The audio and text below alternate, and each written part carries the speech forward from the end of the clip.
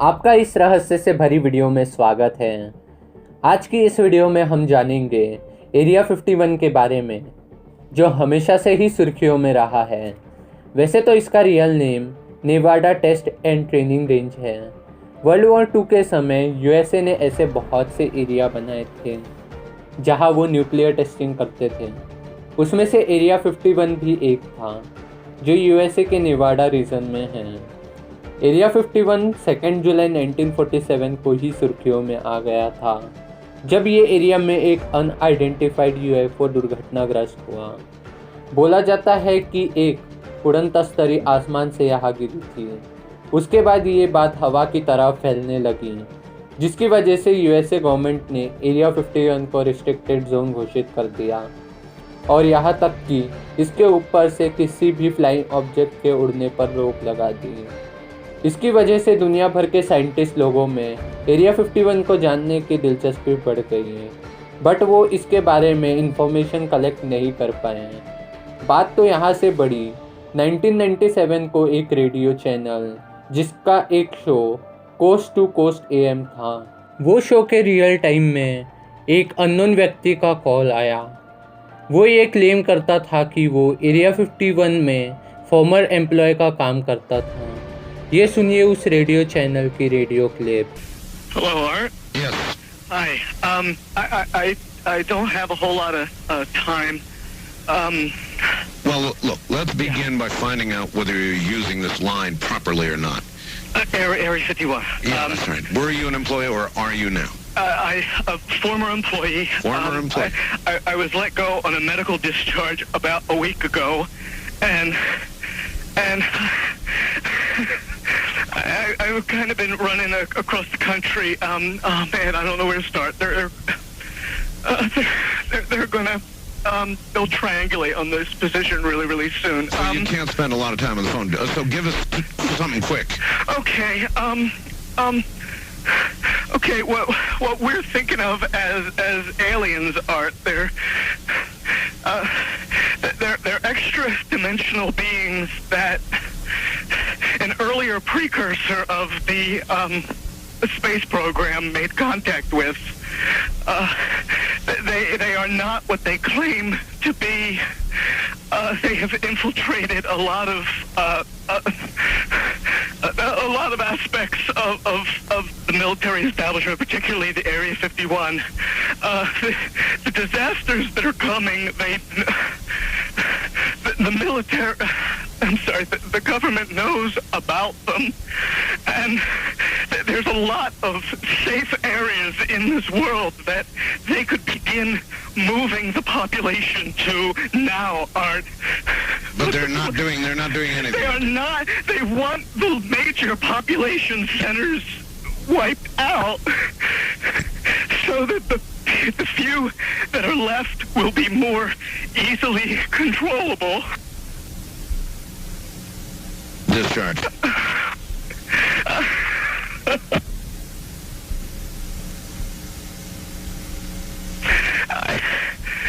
I started getting... फिर call cut हो गया। उसके बाद वो इंसान का कुछ पता नहीं चल सका, और उसके साथ क्या हुआ ये आज भी मिस्ट्री है। ऐसे ही बहुत सारे लोगों ने क्लेम किए कि वो एरिया 51 में काम करते थे। उनमें से ही बॉयड बुशमैन और बॉब लेजार थे। बॉयड बुशमैन का कहना था कि वो एरिया 51 के फॉर्मर सीनियर साइंटिस्ट हैं। उन्होंने एक इंटरव्यू में खुलासा किए कि वो 18 एलियंस के साथ किसी चीज़ पर रिसर्च करते थे, और उन एलियन में से किसी की एज 200 साल से भी ज़्यादा थी, और उन्होंने एलियंस की फ़ोटो भी साझा की। और वैसे ही बॉब लेजार ने बताया कि वो एरिया 51 के S4 डिपार्टमेंट में काम करते थे। उन्होंने बताया कि S4 डिपार्टमेंट में एलियंस के यूएफओ पर स्टडी की जाती थी कि ये बिना फ्यूल के कैसे उड़ती हैं। उनकी टीम इस पर वर्क करती थी। उनके हिसाब से 1989 में ये डिस्कवर किया था कि एलियंस का यूएफओ कैसे काम करता है।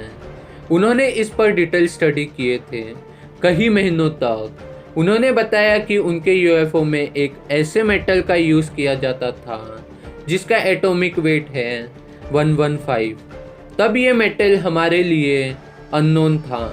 ये ऐसा मेटल था जिससे एंटी ग्रेविटी इफेक्ट को क्रिएट किया जाता था, इसलिए एलियंस के यूएफओ बिना किसी फ्यूल के उड़ते थे। कुछ सालों बाद 2003 में एलिमेंट 115 डिस्कवर हुआ। वो एक नॉर्मल मेटल के रूप में दुनिया के सामने आया। बट बात ये आई कि बॉब लेज़ार ने 14 साल पहले ही इसके बारे में बता दिया था। बॉब लेज़ार ने बताया कि अर्थ पर एलियंस बहुत सालों से आते जाते रहे हैं और आगे भी आएंगे। उन्होंने बताया कि ये एलियंस 39 लाइट ईयर दूर के एक ग्रह से आए हैं। वहाँ हमें जाने में 39,000 ईयर्स का समय लगेगा, पर एलियंस अपने यूएफओ की मदद से 45 मिनट्स में ही इतनी दूरी को पार कर लेते हैं। अब ये बातों में कितनी सच्चाई है ये समय के साथ पता चल ही जाएगा। वैसे तो यूएसए ऐसी बातों को हमेशा से ही खारिज कर रहा है। उनका कहना है कि एरिया 51 एक एयरबेस है जहां लोगों को ट्रेनिंग दी जाती है। अगर वो ट्रेनिंग सेंटर है तो वहाँ इतनी सिक्योरिटी क्यों है? वहाँ पर एक मैग्नेटिक सेंसर लगा है जो किसी भी व्हीकल और एयर व्हीकल को सिग्नल देकर रोक देती हैं और व्हीकल की स्पीड को भी ट्रैक कर लेते हैं। वो सारी इन्फॉर्मेशन वहाँ के सिक्योरिटी के पास जाती है। वो तुरंत उनको सिग्नल भेजकर रोक देते हैं। वहाँ के एक एक्स गार्ड जिसका नाम फ्रेड डोमेन था, उसने बताया कि उसे ऑर्डर मिले थे कि अगर कोई भी बाउंड्री के आसपास भी दिखा तो उसे शूट कर देना। और ये एरिया की फ़ोटो खींचना भी मना है, जैसे कि आप बोर्ड पर देख सकते हो। वैसे तो यूएसए हमसे क्या छुपा रहा है ये समय के साथ पता चल ही जाएगा। ऐसे ही इंटरेस्टिंग फैक्ट्स को जानने के लिए चैनल को सब्सक्राइब करें।